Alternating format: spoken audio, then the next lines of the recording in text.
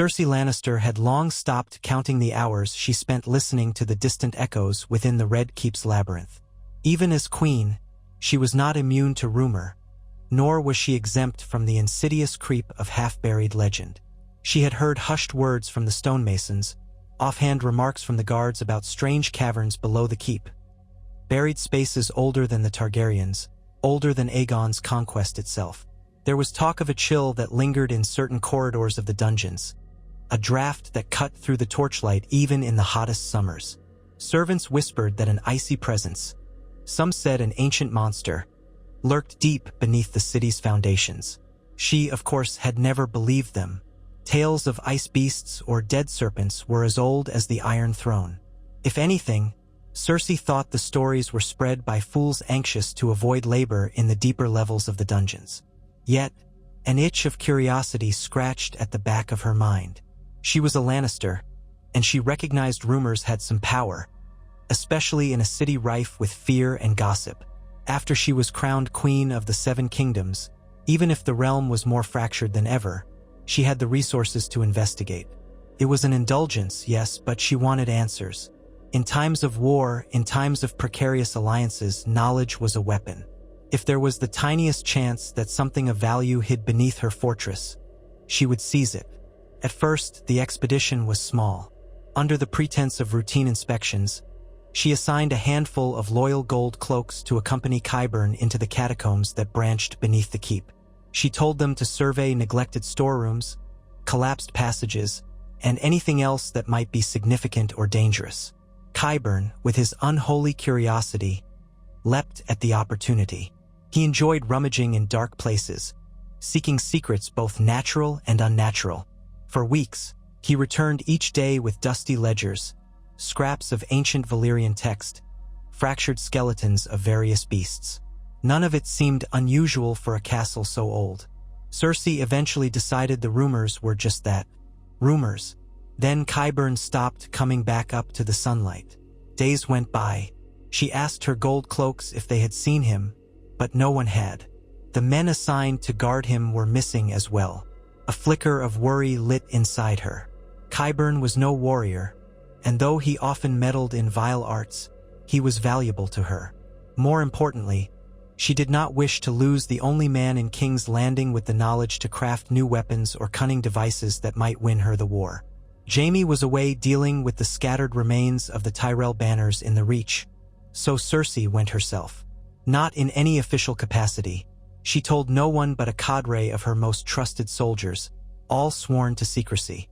She carried a torch and descended twisting stairs that led below the dungeons, occasionally running a hand along the slimy rock to steady her steps. The temperature dropped, gradually at first, then dramatically. More and more, the air felt too cold for King's Landing in the middle of a mild autumn.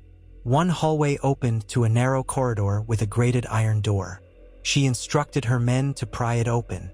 The corridor beyond was filled with cold air that touched her face like the breath of winter itself. Her torch sputtered, the flames reacting to the sudden chill. The walls and floor were slick with ice crystals, and the men cursed under their breath. One of the soldiers, a stubble-cheeked man named Ren, lifted a lantern to illuminate the darkness. Shadows danced on the walls, revealing a small chamber with something large curled up at its center, impossible to see at first. Cersei stepped forward, her heart pounding, fighting off the irrational urge to flee. There, among broken bits of rock and thick patches of hoarfrost, lay a monstrous shape. It seemed inert, like a statue carved of ice. Its limbs, wings, perhaps, stretched wide. The silhouette was so enormous she realized she couldn't see the edges fully. It was something that dwarfed even the largest warhorse. She inched closer. Her men hesitated. A mound shifted. A layer of frozen dust crumbled. An unearthly movement rippled across the shape. A soft, rumbling hiss, as if stone itself exhaled. Cersei realized the shape was not a statue. It was a creature slumbering in the cold shadows, layered over in centuries of ice. And yet it was alive. Its eyes opened, revealing orbs as pale as the moon, flickering with a faint glow. She swore she saw entire winters pass in that gaze. as if it reflected 1,000 frostbitten nights. Fear coiled in her gut. She was the queen of the 7 kingdoms, a woman who had given birth to madness and cruelty in equal measure. But this was something far beyond her imagination.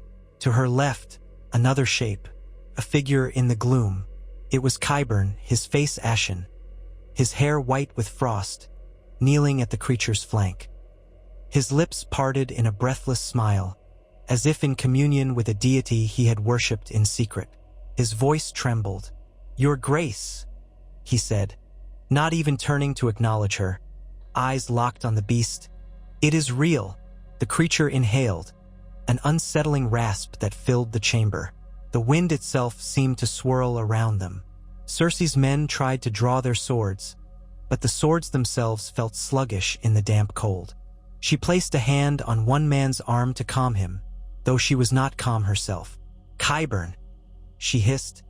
"What is that thing?" He did not look away from the monstrous shape. "An ice dragon, Your Grace," he murmured, voice quivering with a fervent, almost childlike awe.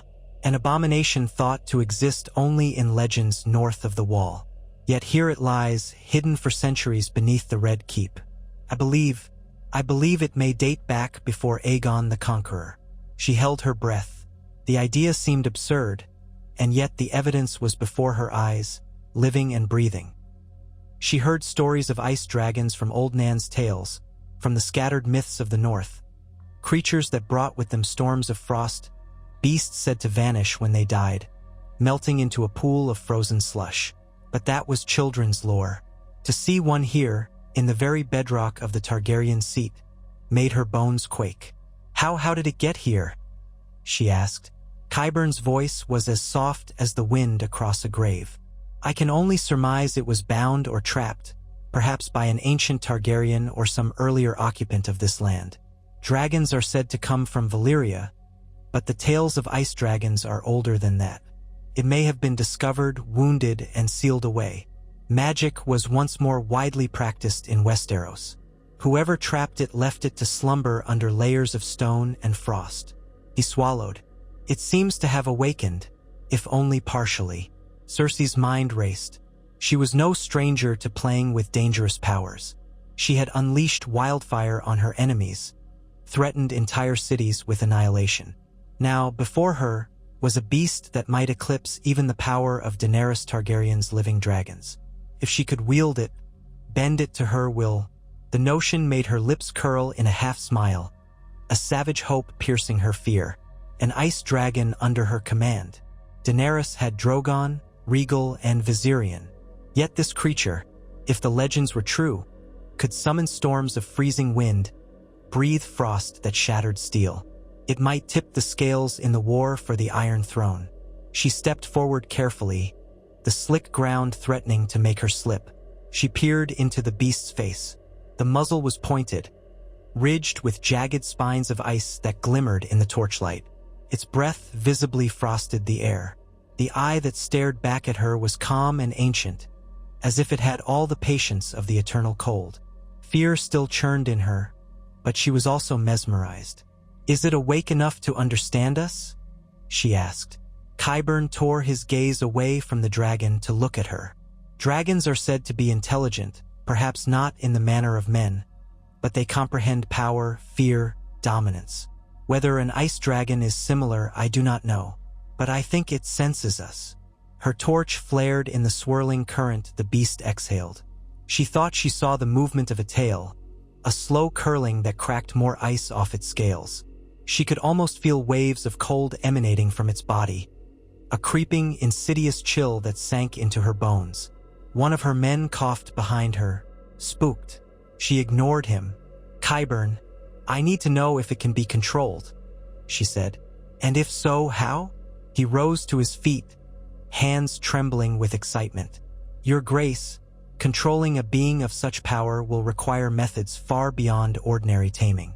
I have studied the Targaryens' methods of controlling dragons, the horns, the whips, the illusions, but none of it is guaranteed to work on an ice dragon. There might be sorceries we can rediscover, secrets in the old scrolls of Valyria or the vaults of the Red Keep. With your permission, I would devote myself to such research." I suspect we must bond with it in some manner. Perhaps it senses regal blood, or an aura of authority. His words rolled over her, a haze of possibilities.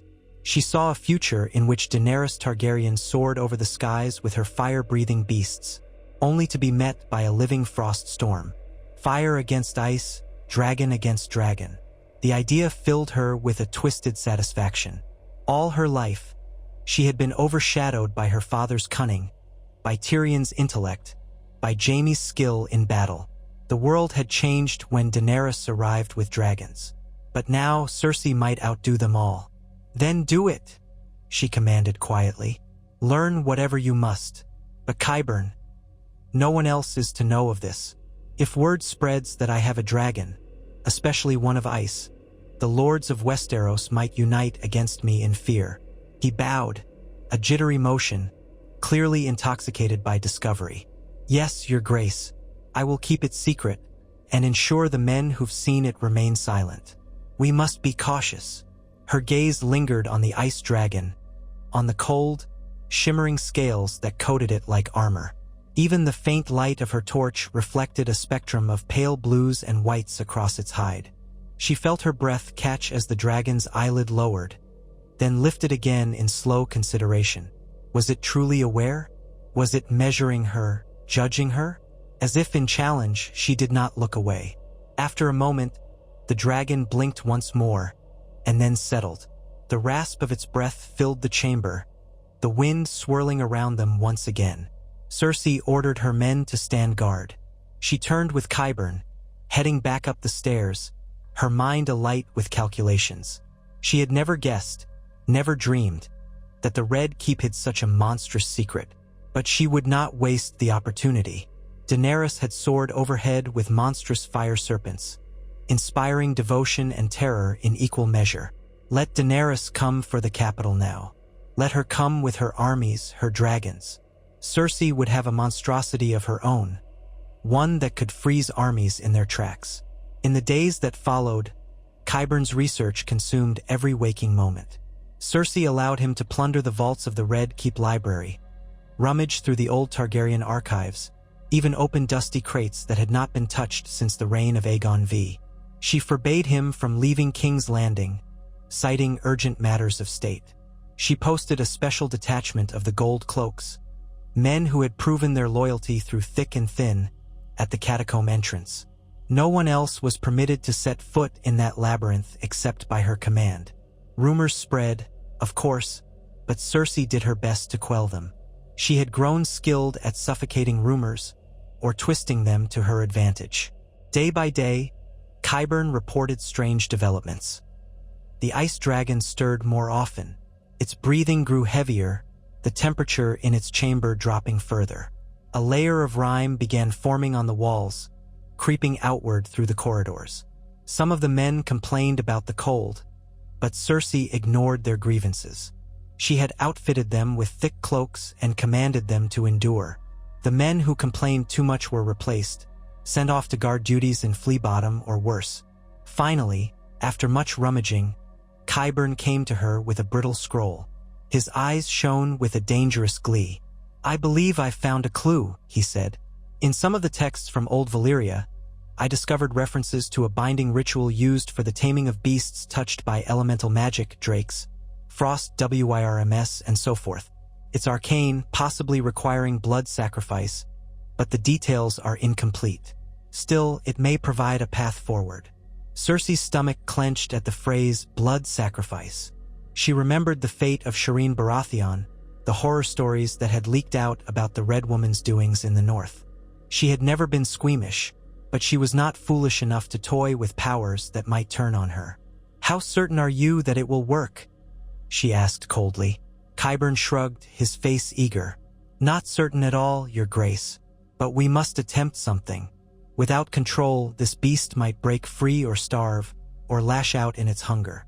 We must feed it as well. A dragon, even an ice dragon, cannot survive on frost alone. Already I have had the men bring it raw meat, but the quantity it requires is immense. The men are frightened, but so far it has been docile, perhaps is too strong a word. Complacent." Cersei had a sharp memory of the creature's pale eyes. It looked anything but complacent, yet it had accepted the meager offerings. "Then do what you must," she said. "But I won't tolerate needless risk. And if blood must be spilled, it will be the blood of criminals, the scum of the city. We have no shortage of them." Qyburn offered a small bow. "Of course, Your Grace. I will proceed with caution. My aim is purely to bond this dragon to your will." His voice trembled.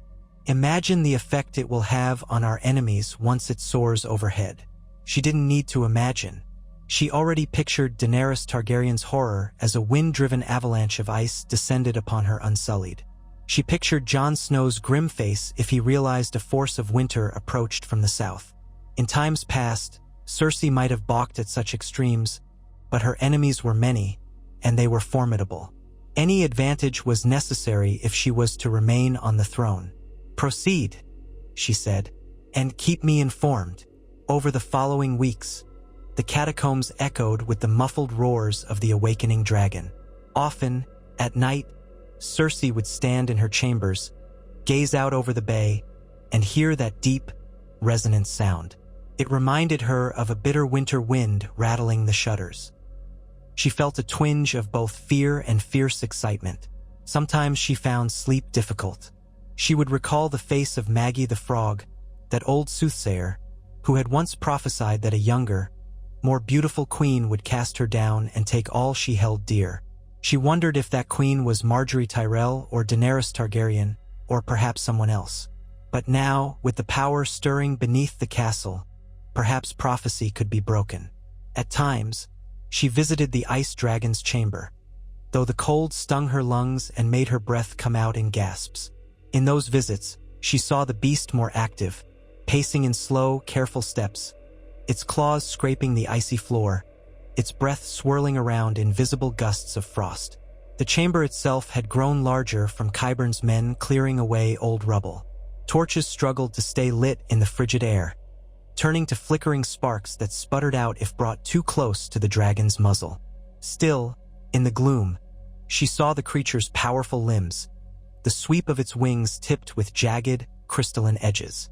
At least 2 gold cloaks had perished, shredded by shards of frozen air while attempting to position feeding troughs.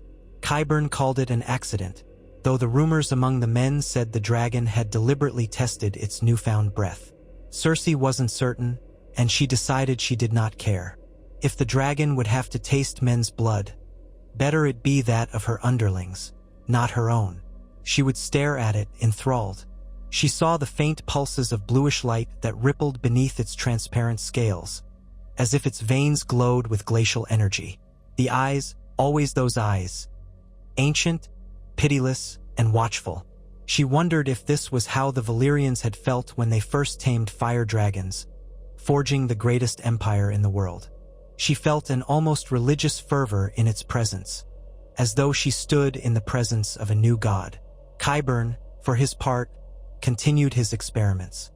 He brought forth half-dead criminals, condemned to the black cells, and used them in macabre rites near the beast. He recited incantations from the old texts, some in a Valyrian dialect that made the hair on the back of Cersei's neck rise. He burned certain herbs, dripped certain potions. Sometimes the beast barely stirred. Sometimes it opened its jaws and exhaled a gale so cold that the victim froze on the spot, shattering like porcelain when the guards tried to move them. Qyburn took notes on every reaction. It was after a particularly gruesome session that Qyburn approached Cersei with his findings. She was seated in her solar, sipping wine, trying to ignore the steady ache of tension in her shoulders. She looked up sharply as Qyburn entered, half expecting him to deliver some new horror. "Well?" she demanded. He inclined his head. "Your Grace, I believe the final piece of this puzzle lies in the tradition of Valyrian dragon bonding, combined with certain elements of the old god's worship in the north. Ice dragons do not respond to heat or the typical fire-based incantations. Instead, we must harness the essence of cold itself and the power inherent in your own royal authority." He paused, waiting to see if she understood.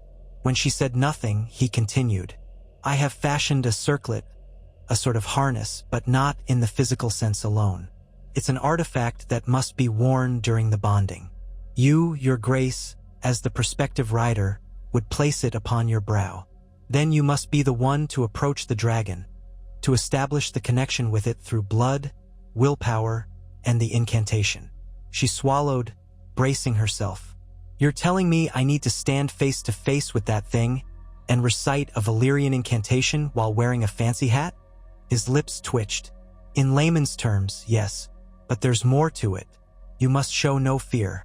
A dragon, especially an ice dragon, is hypersensitive to the presence of dread in its prospective rider. You must project absolute dominance. If it senses weakness, it may kill you. His voice dropped. The circlet I've created uses a shard of its own scale, some strands of your hair, and a gemstone I treated with certain runes. This should, in theory, help bridge the gap between your minds.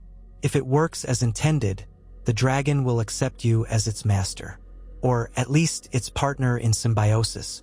Dragons are never truly tamed. She felt a chill that had nothing to do with the dungeon's cold. But she had faced worse in her life. Public shaming in the streets, humiliations at the hands of the faith, the betrayals of her father's small council. If there was a chance to gain absolute advantage, she would risk it. Very well, she said. Make your preparations. I want this done soon, Qyburn, before Daenerys or any other threat can strike. He bowed deeply. As you wish, your grace. It will be dangerous. I urge caution. Danger was the last thing that scared her now. She had lost almost everyone she had cared for, and those who remained, Jaime, Tyrion, were Esther, anged or at odds with her. The only constant in her life was the thirst for power. She would do anything to maintain her crown. Qyburn asked for 1 week to finalize the rite.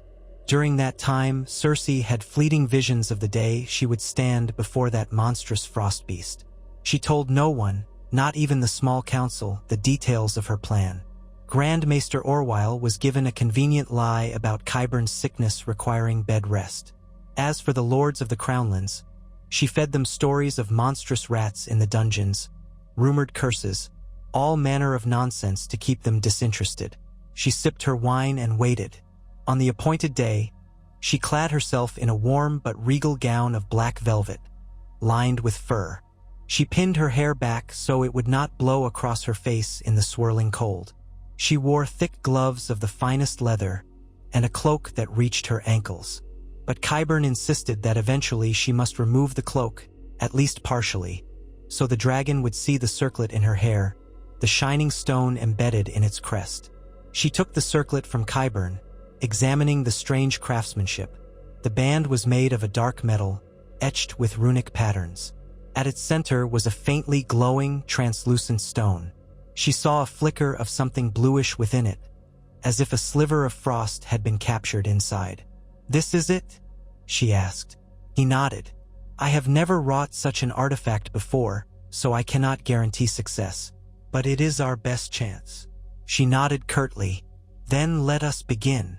They descended into the frigid corridors, the dryness in the air stinging her nostrils.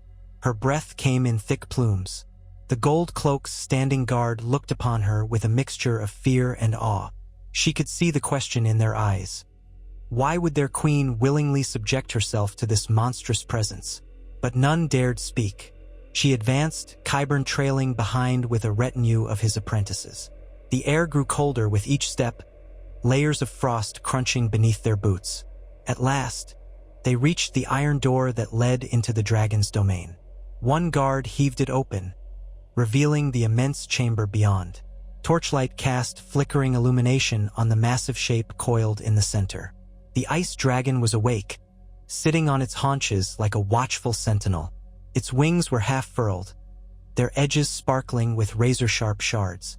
The air around it shimmered with swirling flakes of ice. As soon as Cersei entered, its head turned, and those pale eyes fixed on her.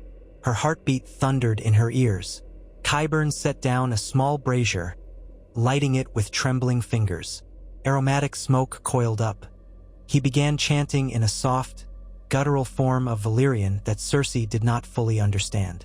She had learned enough of the language to recite the lines Qyburn had taught her, but this was older, darker, an archaic dialect.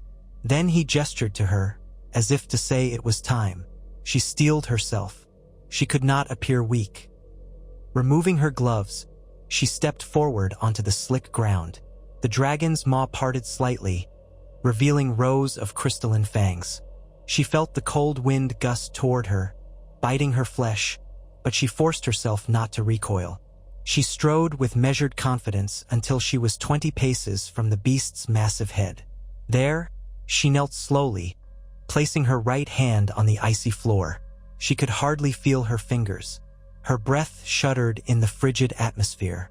She raised her face, forcing herself to meet the dragon's gaze.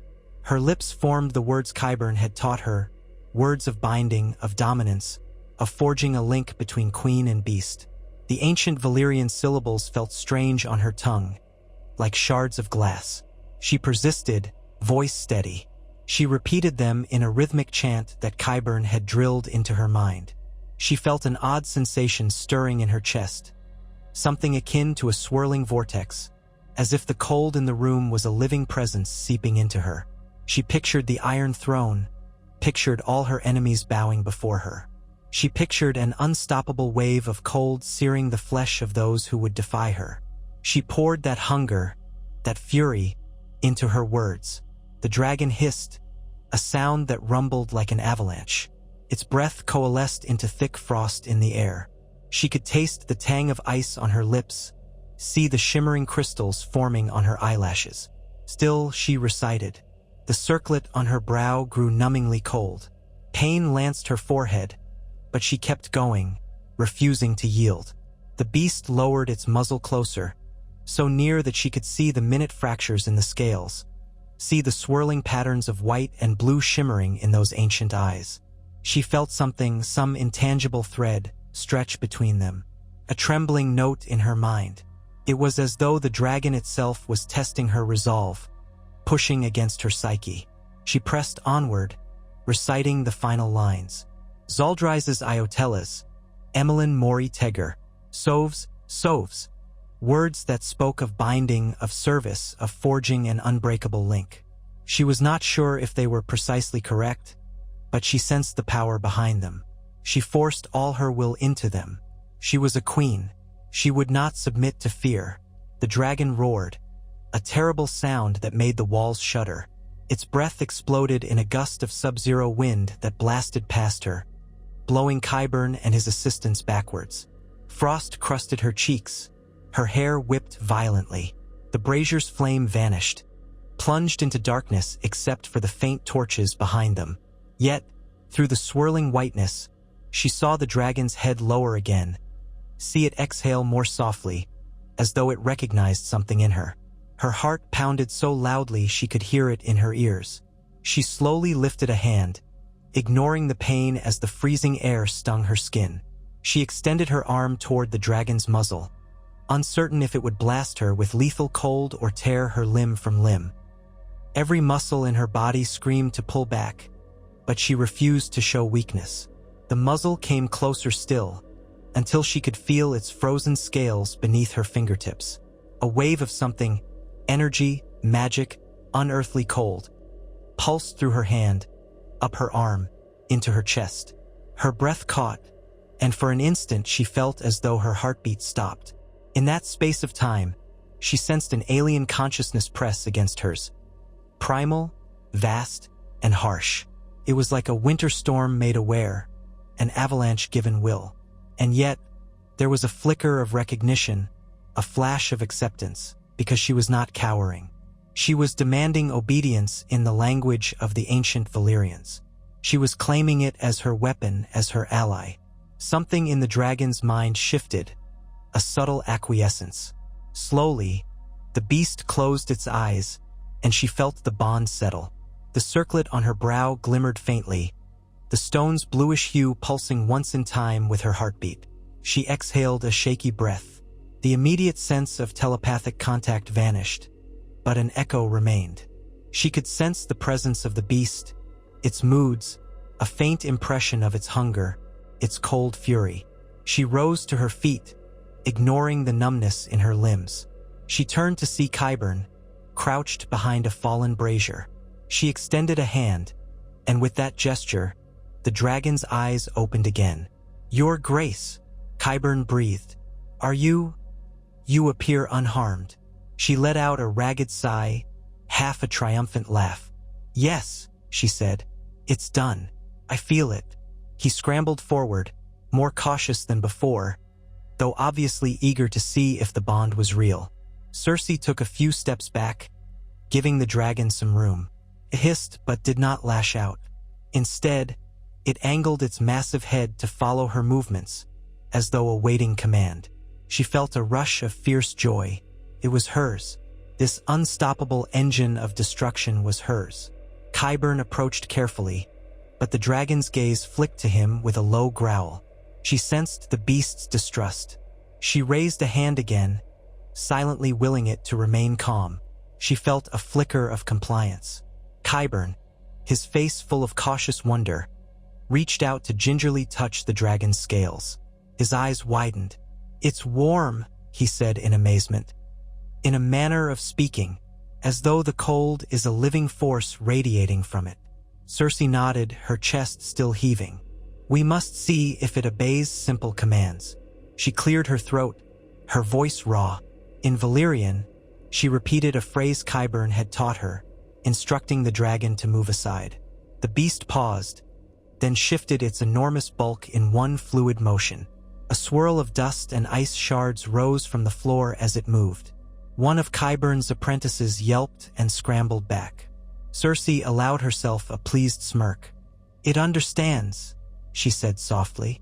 Qyburn exhaled in relief and delight. "Remarkable, Your Grace. This is an achievement unprecedented since the days of old Valyria. You have bonded with an ice dragon." His eyes gleamed with admiration, tempered by the recognition of her raw power. I must advise caution in how we proceed. It is not fully grown. Well, I cannot say if it grows as fire-breathing dragons do, but it may need more sustenance, more time to build its strength. We must find a way to accommodate it if it is to be used in war." Her eyes hardened at the mention of war. "We will make arrangements," she said. "No cost is too great. I want to see this beast unleashed upon our enemies before they march on King's Landing again. So feed it.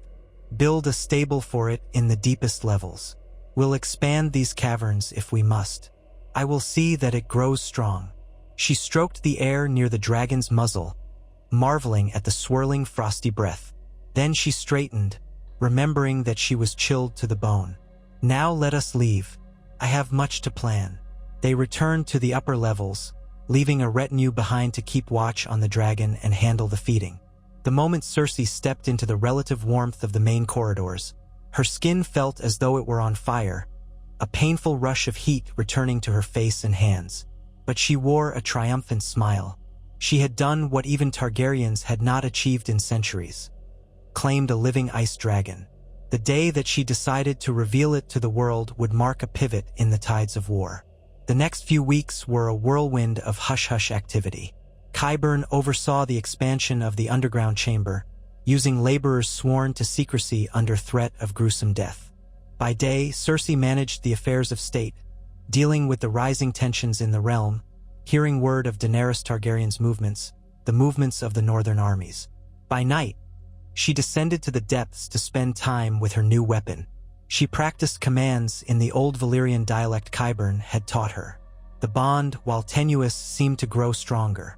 She could sense the dragon's restlessness, its eagerness to stretch its wings. It had been trapped underground for so long, but she dared not risk flying it out into the open sky yet. She worried that it might flee, or that the city's inhabitants would spread panic before she was ready to strike. Still, the day would come. She knew from Qyburn's studies that dragons, even ice dragons, needed flight for their well-being. A plan began to form. She imagined an ambush, a moment when Daenerys or another foe brought their armies close to King's Landing, expecting a siege. Then, in a sudden, devastating move, Cersei would emerge with the ice dragon, unleashing a storm of cold that would freeze men in their tracks. The city's walls bristled with scorpions, but the real threat would come from above. She could hardly contain her anticipation. There were days when she paced the throne room, ignoring petty lords who came with their trifling complaints, imagining how they would quake if they knew the monster that slumbered beneath their feet. The tension made her short-tempered. A few times, she even snapped at Qyburn for moving too slowly in his preparations. But he assured her that the dragon was growing accustomed to her presence, that soon it would be ready to obey her commands in the open. The moment arrived on a cold, gray morning, colder than normal for that time of year, as if the dragon itself had begun to influence the climate in subtle ways. The small council had convened, but she abruptly dismissed them, citing a sudden urgent matter. She summoned Qyburn, her personal guard, and a handful of loyal gold cloaks. Together, they descended once more into the depths, this time with the intention of leading the dragon out of the catacombs through a large tunnel that opened to the yard behind the Red Keep.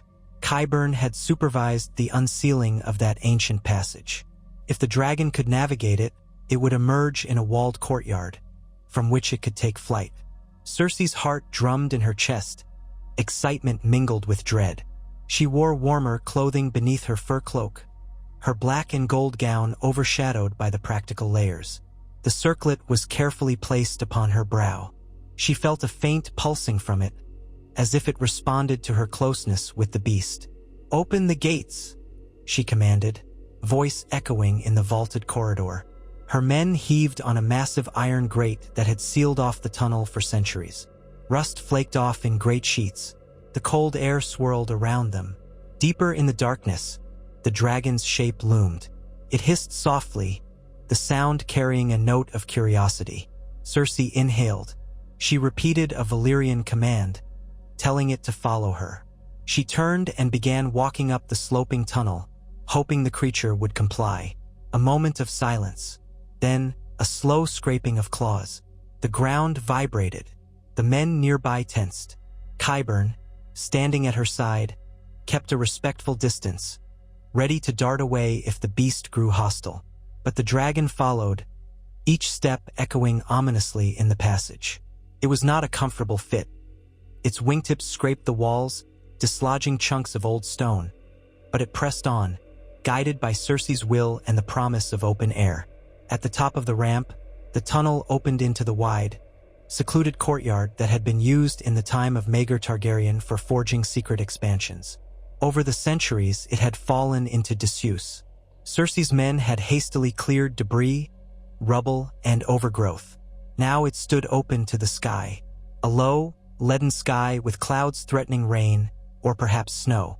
One final grate barred the courtyard from the rest of the castle grounds, a tall metal gate that Cersei had locked from within. No prying eyes would see them yet. She advanced into the center of the courtyard and turned. The ice dragon emerged behind her, rearing up as it felt the chill air on its scales. It spread its wings slightly. The beast was enormous, rivaling the largest of Daenerys's dragons, though perhaps not quite as heavily muscled. The edges of its wings, however, were like jagged knives of frost. Even its horns shimmered with an icy sheen. Cersei stood there, wind whipping her cloak, ignoring the cold. The dragon lifted its head and roared, a terrible, haunting sound. She felt a surge of exultation. This was hers. Let the world tremble. Her men watched from the tunnel entrance, wide-eyed. Qyburn stood at a safe distance, hands clasped. The dragon swung its head back, an almost instinctual movement, and opened its jaws. From deep within its throat, a strange, silvery mist began to coalesce. Cersei recognized this as the frosty breath that had killed some of her men in the catacombs.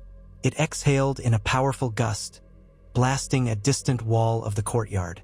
Instantly, ice crystallized on the stone, cracking it with a thunderous snap. Chunks of rock splintered off, falling to the ground. The courtyard reverberated with the destructive display. A savage smile etched itself on Cersei's face. "Yes," she whispered, "this is what shall greet my enemies. Qyburn, see that it is fed properly. We must be ready for battle soon." She had no illusions that flying a dragon was easy. The Targaryens had used saddles, specialized harnesses. She would need time to practice. But for now, the first step was done. The creature was out. It was hers, and it was terrifyingly real. Qyburn inclined his head. Of course, Your Grace. We have brought up 6 bulls, slaughtered and prepared. That should suffice for now, and we will gather more from the crownlands. The cost might be high. She barely heard him. Her mind roiled with visions of war. Cost is meaningless if I lose the throne, she said dismissively. Spend what you must. Just keep it sated. She took a tentative step toward the dragon, which regarded her with a calm intensity. She sensed, faintly, that the beast was hungry for more than just meat. It craved the expansive freedom of the skies, the ability to roam. She would grant that soon enough. But for now, she needed to ensure it would not simply vanish. The circlet glowed softly as she approached, and the dragon arched its neck to regard her. She placed a hand on its icy scales, wincing at the piercing cold. Still, she kept her posture regal. Soon, she murmured, we shall show the world what true power looks like. The day came faster than she expected. Scouts reported that Daenerys Targaryen was making a push southward, her armies marching along the Rose Road. There were rumors she intended to form an alliance with several lords near Storm's End or perhaps besiege kings landing outright. The news filled Cersei with a mixture of dread and savage thrill. She summoned Qyburn for a private audience. They're coming, she told him. Perhaps in a fortnight, they'll be within striking distance of the capital. We must be ready to greet them with our dragon. Qyburn frowned. Your Grace, we've had precious little time to. She cut him off. I won't wait any longer. The city's defenses are not enough if she brings all 3 of her dragons. We must meet her with a dragon of our own. I intend to ride it, Qyburn. He blinked as though uncertain he heard her correctly. But you have not even tried to mount it. She slammed a hand on the table. Then we shall try now. If Daenerys can ride a dragon, so can I. I have the circlet. The beast has accepted my presence. We will succeed. She refused to consider any other outcome, and so the preparations began. Qyburn fashioned a makeshift harness of leather straps that could be secured to the dragon's neck. It was not elegant, nor as refined as the Targaryen saddles from old times, but it would have to suffice. Cersei insisted on practicing late at night, in the courtyard, away from the sight of prying eyes. The first time she attempted to mount the ice dragon, it snarled and shook its head, sending shards of frost swirling. She steadied her nerves, biting down her fear, and forced herself to climb the harness carefully. The cold radiating from its body bit through her gloves. Her breath turned to mist. The dragon rumbled in discontent, shifting from foot to foot, but it did not throw her off. She sensed its resentment at being harnessed. Gently, she laid a hand on its neck, murmuring words in Valyrian to soothe it, projecting what confidence she could muster. The beast quieted, though its tail lashed restlessly. She gingerly settled into the seat the harness provided, a simple strapped contraption. She strapped her legs in place, mindful of the spikes and ridges. Then, taking a steadying breath, she commanded it to move. It took a few tries with awkward stumbling, but eventually the dragon hopped forward, half opening its wings. The gust of freezing wind that accompanied the movement nearly knocked Qyburn and his men to the ground. Cersei's own hair whipped wildly in her face, and she clutched the harness straps. The BAST gave a raspy growl, turned its head back as if to glare at her, but she held firm, repeating the command. Sovs, she said in Valyrian. Fly. Another tense moment. Then the dragon reared up, wings flaring wide. It beat them once, twice, stirring a mini blizzard of snow and ice in the courtyard. Cersei felt the ground drop away beneath her as the creature lifted off with a startling lurch. Her stomach clenched, and she let out a breathless gasp, clinging to the harness. They rose all of 10 feet in the air before the dragon slammed back down, cracking the flagstones. She winced, but forced herself to remain in the saddle. The beast turned its massive head to eye her, as if demanding an explanation. She stroked its neck with a trembling hand. Yes, "That's it," she whispered, heart pounding. "We will master this together."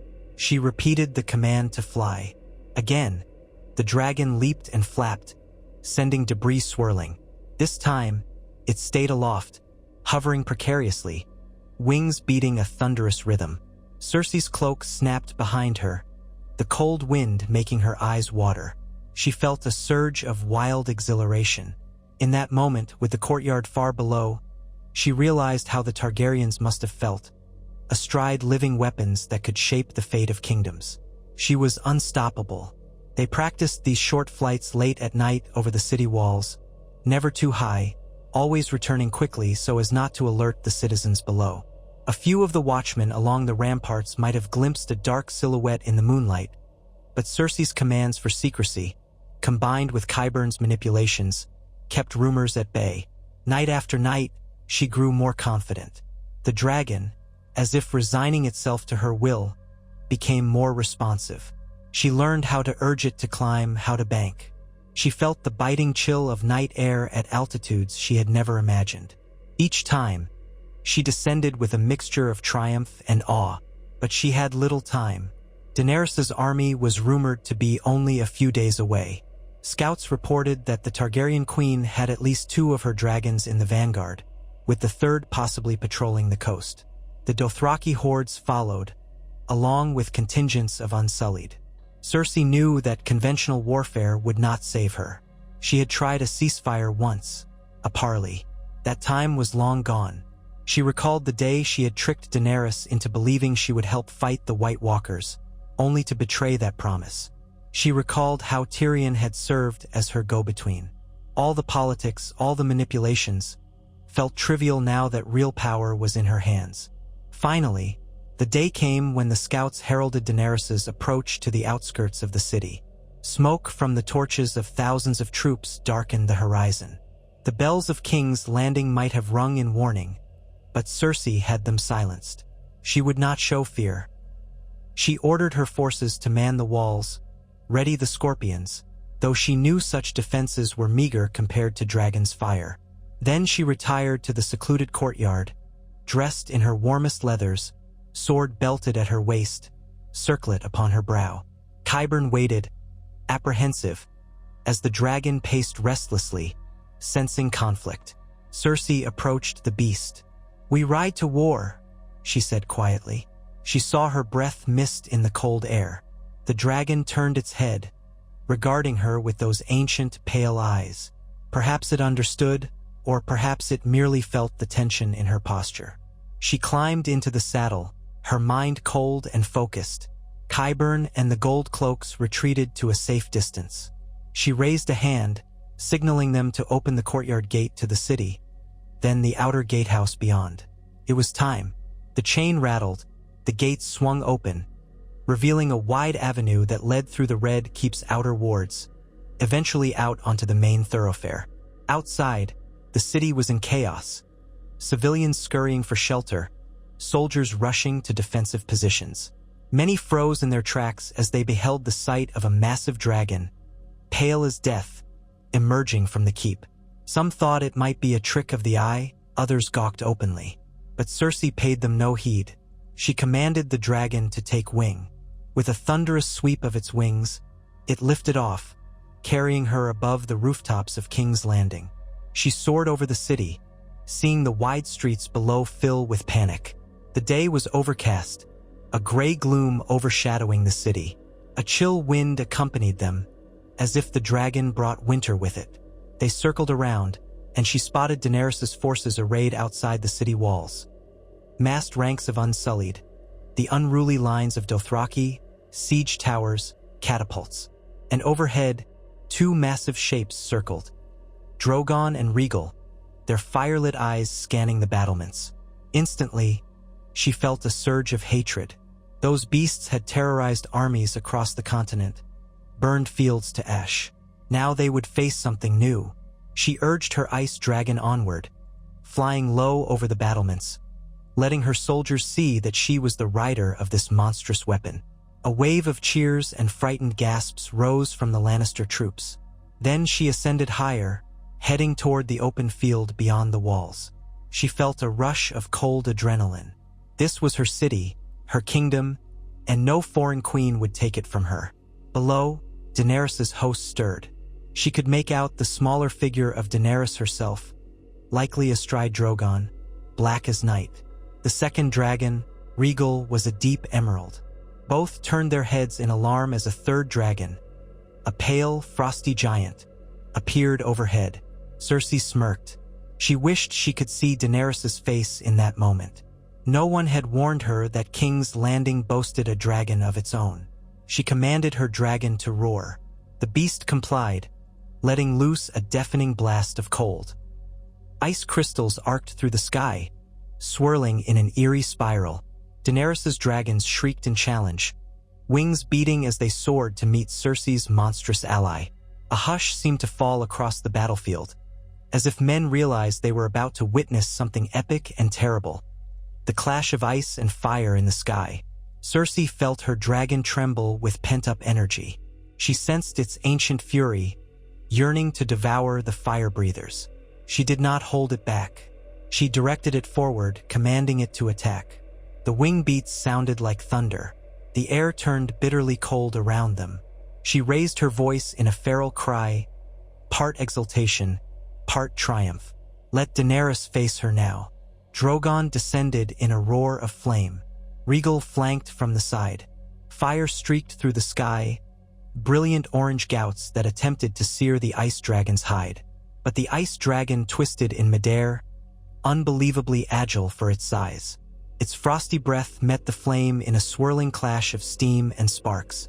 The collision of elements sent shockwaves of scalding heat and stabbing cold across the battlefield below. Soldiers on both sides cowered, some scalded by the steam, others buffeted by the gale. From her vantage in the saddle, Cersei saw the swirl of chaotic elements. She gritted her teeth, gripping the harness. The chill from the dragon's body seeped into her bones, but she reveled in it, harnessing the creature's power. She could see the Targaryen queen on Drogon's back, her silver hair whipped by the wind. Their eyes might have met. Cersei almost laughed at the horror Daenerys must feel. No more unstoppable advantage. Now it was war on equal, maybe not equal, footing. The ice dragon roared again, unleashing a barrage of frozen breath that hissed as it clashed with Drogon's fire. A terrible screech echoed as shards of ice slammed into Drogon's flank. The black dragon jerked in midair, flames sputtering. Daenerys clung to its saddle, maneuvering for a counterattack. Meanwhile, Regal dove in from behind, belching fire at the ice dragon's exposed side. The cold beast twisted, battered by the flames. Cersei felt heat surge, but the dragon's thick scales held, though a portion turned from a crystalline sheen to a cracked, glossy surface. It roared in pain, veering away. Cersei commanded it to circle around for another pass. Below them, the armies looked on in awe.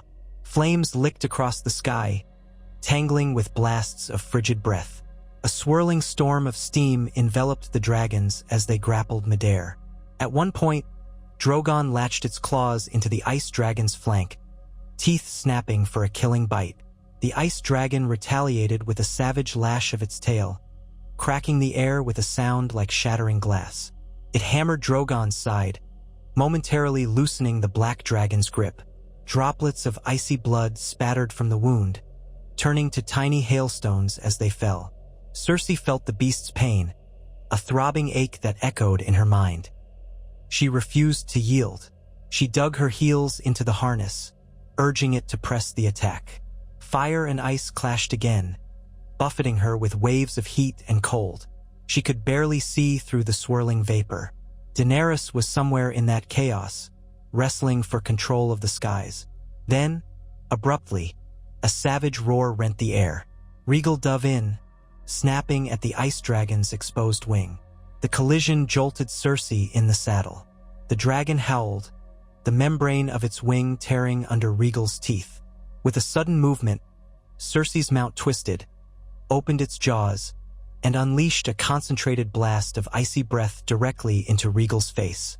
The green dragon screeched in agony, thrashing backward. Frost spread rapidly across its muzzle. The green scales crackled, turning pale under the biting cold. Daenerys shouted something from Drogon's back, but Rhaegal faltered, plummeting a dozen feet before righting itself, trailing slivers of ice. Sensing the chance, the ice dragon whirled to focus on Drogon, the Targaryen queen's mount. Cersei was about to urge it onward when a jet of flame caught them from the side, scorching the edges of the ice dragon's wing. She cried out as the sudden heat burned her cheek. The smell of singed leather and flesh filled her nostrils. Her dragon roared in fury, spitting another barrage of frost. The two dragons, black and white, closed in a vicious dance of fangs and claws. The battlefield below erupted in chaos as men realized the city's fate hung in the balance of this skyward duel. For a moment, it seemed like Drogon might overpower the ice dragon with sheer ferocity. The black dragon latched onto the icy beast's flank, raking it with huge talons, flames spewing from its maw in short bursts. The ice dragon howled in pain. Cersei clung desperately to the harness, seared by the heat, battered by the swirling winds. She seized a hold of the circlet, half chanting the incantation again, willing the ice dragon to fight on. With a final, desperate surge, her dragon wrenched free, battered Drogon's head with a savage blow, then snapped its jaws shut on Drogon's neck. The sound was sickening, a crunch of scales and bone. Drogon roared, a spout of flame erupting from its mouth, grazing the ice dragon's face. Both beasts shrieked, locked in a death grip. The swirling steam and smoke made it almost impossible to see who had the advantage. Cersei felt her dragon's pain, a stabbing agony. She coughed, choking on the fumes. Her vision blurred. She forced the beast to tighten its jaws. If Drogon died, Daenerys Targaryen's advantage died with it. She poured every ounce of her hatred, her fear, her rage into that command, bridging the bond with the circlet. "Kill it!" she screamed, voice breaking. "Kill it now!" The ice dragon responded with a terrifying, primal roar. His jaws clenched. There was a wet, sickening crack. Drogon's fire flickered, a final defiant blast that washed over the ice dragon's neck and wing, melting scales in a hideous wave. Steam enveloped them. Cersei screamed as the sudden heat and the icy flesh beneath her collided in a swirl of pain. But Drogon's roar died, replaced by a ragged gurgle. The black dragon's wings faltered, the light in its eyes dimming. Daenerys, caught in the saddle, cried out in despair, struggling to free herself. They fell. The ice dragon's injuries were too severe for it to maintain stable flight, especially with Drogon's dead weight latched onto it. The two dragons plummeted toward the battlefield, locked in a macabre embrace of shattered scales and scorched flesh. Cersei's heart hammered. She tried to command the ice dragon to pull up, but the beast seemed half insensible, blood, an icy slurry coating its flank. They smashed into the ground in a thunderous crash that shook the earth. An explosion of debris and snow erupted, men diving away in panic. Cersei was thrown from the saddle, slamming into the ground with enough force to knock the wind out of her. She tasted blood on her lips, felt a bone-deep ache. Her head spun. Dazed, she tried to focus. Her vision blurred, and she coughed, spitting blood. Nearby, the dragons lay in a twisted heap, Drogon limp, the ice dragon barely moving, its chest heaving in shallow, ragged gasps. Steam rose from their joined wounds in a gruesome cloud. All around them, the battlefield erupted in chaos. Daenerys had somehow thrown herself clear of Drogon, stumbling to her feet not far from Cersei. Soldiers from both sides hesitated, uncertain whether to rush to their queens or flee in terror. The other dragon, Rhaegal, circled overhead, wounded but still airborne, unleashing an anguished shriek. Cersei tasted blood as she tried to stand, her limbs shaking. She saw Daenerys a short distance away, also struggling to rise, her face drawn with shock and rage. Their eyes locked. In that moment, the enmity that had shaped the fate of the realm crystallized into a single, brutal confrontation. They were both battered, vulnerable, seething with hatred. She could hear distant shouts, Lannister men urging her to retreat, unsullied rallying to protect their queen. But for an instant, both armies seemed paralyzed. The ice dragon let out a trembling moan, its massive body twitching. Drogon lay still, lifeless eyes staring into oblivion. Cersei forced herself upright, ignoring the pain. The circlet had been knocked askew, but she still wore it. She coughed out a ragged breath. Was her dragon dying? She could sense its life force flickering, battered by fire and mortal wounds. Daenerys staggered to her feet, tears streaking her sooty face. She looked at Drogon's corpse in horror, then at Cersei with a fury that could melt iron. She began to limp forward, as though she intended to face Cersei alone. Cersei found her hand on her sword hilt, trembling with adrenaline. She felt a powerful desire to end Daenerys Targaryen's life right then and there, but the ground trembled behind her. She glanced over her shoulder. The ice dragon was trying to rise, a guttural whimper escaping its throat.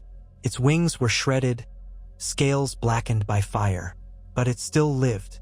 A savage exultation welled in Cersei. If it could unleash one more breath of frost, she could end this war in a single stroke. She turned back to Daenerys, lips peeling into a bloody grin. "Your dragon is dead," she rasped. "Bend the knee, or perish." Daenerys's eyes narrowed. She stared at the ice dragon, at Drogon's corpse, at the burning chaos around them. Her voice was hoarse. "You have unleashed a monster. You killed my child." Pain flickered in her eyes, but it hardened into resolve. "I will never bend to you." Cersei spat blood. "Then die." She reached for the bond with her dragon, urging it to stand, to blast the Targaryen queen. A faint pulse ran along the circlet. The ice dragon groaned, half lifting its head. Daenerys braced herself, drawing a dagger. All around them, men began to rush forward, some to protect Daenerys, some to defend Cersei. The final confrontation loomed. Cersei could almost taste the triumph. Daenerys Targaryen frozen solid, shattered on the ground, her armies routed. But her dragon swayed, blood, more like slushy water, pouring from deep wounds. It tried to inhale for a breath of frost, but only managed a weak exhalation. Its wings collapsed, the battered membranes folding uselessly at its sides. Cersei realized with dawning horror that it was too injured. It might not manage another blast. She could sense the beast's life flickering, the bond slipping away like grains of sand through her fingers. She ground her teeth, refusing to acknowledge defeat. "One more breath," she urged in the old tongue. "Obey me. Kill her." The dragon shuddered, pale eyes glazing. A tremor ran through its body. The temperature plummeted even further, ice crystals forming on the churned mud, parted its jaws. But the breath that emerged was feeble, a mere wisp of frost. The energy spent, the dragon's head crashed to the ground, its entire form trembling. The final exhalation sent a wave of cold lapping over the battlefield like a last dying gust. Soldiers cried out as their feet froze to the mud, but Daenerys, standing only a few strides away, was only lightly dusted with snow and ice. Cersei's heart hammered. No, she had come so close. She clutched her sword, taking a stumbling step forward, ignoring the searing pain in her side. She would kill Daenerys with her own hands if necessary. But Daenerys, too, had no strength to run. She stood her ground, dagger in hand, sorrow and hatred etched on her face. The rest of the battle erupted around them as men closed in, swords drawn. Everything devolved into a wild melee. Rhaegal roared overhead, spewing fire at random, sending Lannister lines scattering. Cersei pressed forward. She swung at an unsullied soldier who tried to intercept her, felt the shock of impact as her blade bit into his shield. Another soldier lunged, and she parried. A flash of fire seared past, making her flinch. She glimpsed Daenerys approaching, eyes glistening with tears, dagger clenched. For a moment, time seemed to slow. Two queens, each battered, each determined to see the other dead. Neither aware that the final blow might come from 1,000 different directions, as the battlefield descended into chaos. Cersei Lannister, Queen of the Seven Kingdoms, had ascended to impossible heights, commanding an ice dragon that froze her enemies' hearts. But in that final moment, She saw her monstrous steed lying mortally wounded, its cold light extinguishing. She saw the unstoppable mother of dragons, Daenerys Targaryen, consumed by anguish and fury. She realized that the war for the throne had become something far more savage and personal. A clash of unstoppable wills, and neither of them would leave unscarred. She raised her sword, ignoring the blood on her hands, the shrieking men, the acrid stench of burned flesh and frost. Daenerys took a step forward, face contorted in heartbreak and rage. The echoes of the dragon's final roars faded into the tumult of war. Snow and ash drifted in the wind, a swirl of white and gray. This was the war they had wrought. This was the price of power. And somewhere in the distance, the ice dragon drew its last breath, its once mighty form collapsing into lifeless stillness, a final chill spreading across the battlefield like the dying heartbeat of winter incarnate.